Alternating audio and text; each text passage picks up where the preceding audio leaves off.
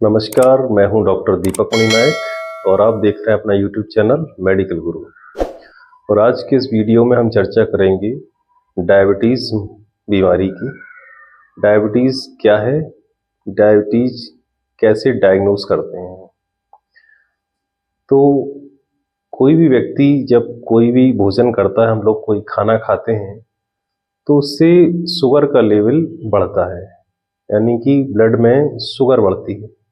तो शुगर को कंट्रोल करने के लिए शरीर में एक पैनक्रियाज नाम का अंग रहता है। वो पैनक्रियाज अंग से दो तरीके के हार्मोन निकलते हैं। पहला हार्मोन है इंसुलिन और दूसरा है ग्लूकेगॉन।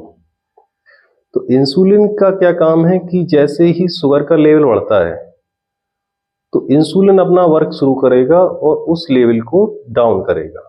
शुगर की लेवल को वो डाउन कर देगा, शुगर की जो मात्रा है उसको कम कर देगा। और दूसरा हार्मोन है ग्लूकागॉन।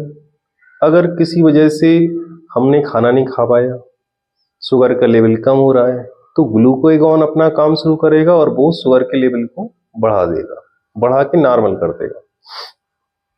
तो इस तरीके से इंसुलिन और ग्लूकागॉन दोनों एक दूसरे के एंटागोनिस्ट की तरह काम करते हैं और कार्बोहाइड्रेट के जो मेटाबॉलिज्म है उसको कंट्रोल रखते हैं। लेकिन किसी वजह से अगर इंसुलिन काम नहीं कर रहा है या इंसुलिन है नहीं, तो उस कंडीशन में ब्लड में ग्लूकोज की मात्रा बढ़ जाएगी और उस कंडीशन को हम लोग कहते हैं हाइपरग्लाइसीमिया। तो जो डायबिटीज मेलाइटस है वो दो तरीके की है, टाइप 1 और टाइप 2। टाइप 1 में क्या है कि इंसुलिन बनती ही नहीं है। पैनक्रियाज से जब इंसुलिन बनती ही नहीं है, मैन्युफैक्चर ही नहीं हो रही है, प्रोडक्शन नहीं हो रहा है उसका, तो वहां पर इंसुलिन जब है ही नहीं बॉडी में तो शुगर का लेवल बढ़ेगा, हाइपरग्लाइसीमिया होगा। तो वो डायबिटीज टाइप 1 कहलाएगी। और दूसरा है टाइप 2, डायबिटीज मेलाइटस टाइप 2, यानी कि पैनक्रियाज से इंसुलिन तो बन रही है, ब्लड में इंसुलिन है, लेकिन वो काम नहीं कर रही। जो टिश्यूज हैं वो सेंसिटिव नहीं है उस इंसुलिन की। तब भी वही चीज होना है कि इंसुलिन काम नहीं कर पाएगी, तो जो ब्लड का लेवल है शुगर का वो बढ़ा रहेगा, हाइपरग्लाइसीमिया रहेगा। तो इस तरीके की कंडीशन है, तो डायबिटीज मेलाइटस टाइप 2 हो गया। तो इसको कैसे डायग्नोस करेंगे? तो इसके लिए क्या है कि ब्लड शुगर हमें टेस्ट कराने हैं। ब्लड शुगर दो तरीके से हम लोग टेस्ट कराते हैं।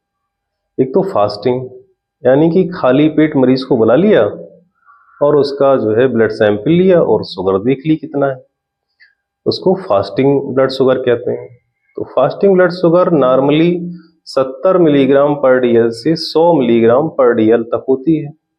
अगर 100 मिलीग्राम पर डीएल से ज़्यादा है तो वो कंडीशन हो सकती है कि उस व्यक्ति को डायबिटीज हो, यानी हाइपरग्लाइसीमिया है उसको।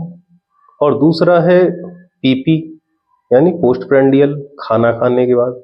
खाना खाने के बाद 1 घंटे बाद उसका शुगर का लेवल हम लोग टेस्ट करेंगे ब्लड का, और अगर उसमें शुगर 140 मिलीग्राम पर डीएल से ज़्यादा है तो हाइपरग्लाइसीमिया कहेंगे। तो ऐसे मरीज को डायबिटीज हो सकती है। तो कौन सा टेस्ट है जिससे हम कंफर्म हो जाएं कि जिसमें हाइपरग्लाइसीमिया है वो डायबिटीज का ही मरीज है? तो उसके लिए टेस्ट है HbA1c टेस्ट।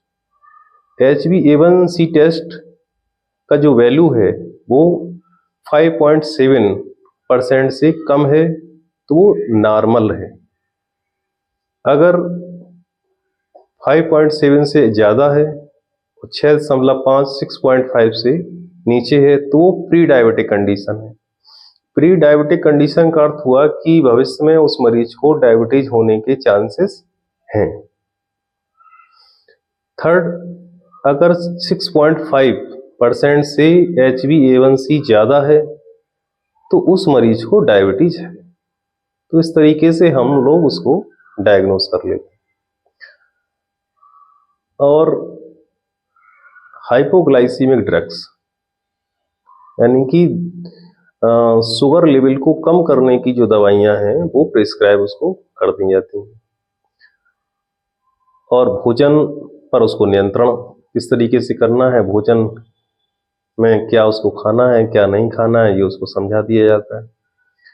इस तरीके से वो अपना शुगर पे कंट्रोल कर सकता है। इसके लिए मैंने एक वीडियो बनाया था कि डायबिटीज़ के मरीजों को क्या खाना चाहिए क्या नहीं खाना चाहिए। उसकी लिंक मैंने इस वीडियो के डिस्क्रिप्शन बॉक्स में डाली है, तो उसको भी आप देख लीजिए। दूसरी चीज़ कि अगर शुगर कंट्रोल में नहीं है तो जो हाइपरग्लाइसीमिया कंडीशन है, डायबिटीज़ है, शरीर के करीब करीब सारे अंगों पर असर डालती है। तो क्या क्या कॉम्प्लिकेशंस हो सकते हैं, क्या क्या परेशानियां हो सकती हैं, तो उसका भी मैंने एक वीडियो बनाया और वो डिस्क्रिप्शन बॉक्स में उसकी लिंक पड़ी हुई है, आप लोग उसको भी ज़रूर देख लीजिए। तीसरी चीज़ कि जो कॉम्प्लिकेशंस हैं उनसे हम लोग कैसे बच सकते हैं, उसका भी एक वीडियो है, उसकी भी लिंक डिस्क्रिप्शन बॉक्स में पड़ी हुई है, तो उसको भी आप खोल के ज़रूर देख लीजिए।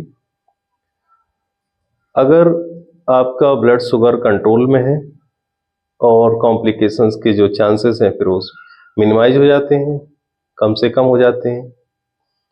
तो इस वीडियो में हमने जाना कि डायबिटीज़ कंडीशन क्या है, डायबिटीज़ को कैसे डायग्नोस करते हैं, मतलब कैसे उसको पहचानते हैं।